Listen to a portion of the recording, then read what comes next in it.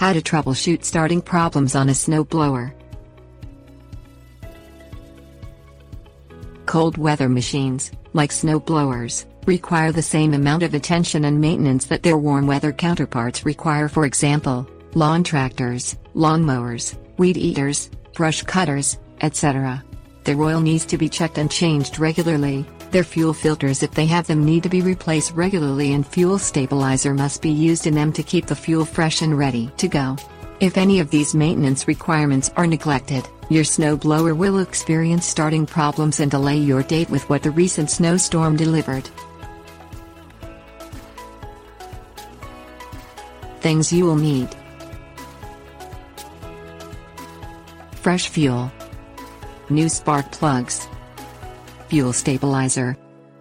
The throttle and choke position are important when starting the engine. The throttle has to be in the fast position. If the engine is cold, the choke has to be open. If the engine is warm, the choke has to be closed. The engine may not be getting fuel. The fuel valve may be off, or there may be goop in the sediment cup in the carburetor. Turning the fuel valve on is a simple fix.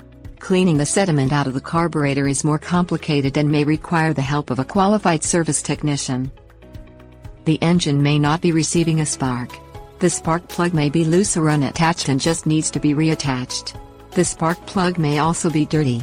Remove the spark plug, clean it and check the gap to be sure it is correct.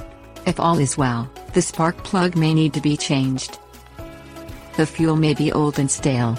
Empty the existing fuel and replace it with fresh, high-quality fuel. Treat the fuel with a fuel stabilizer.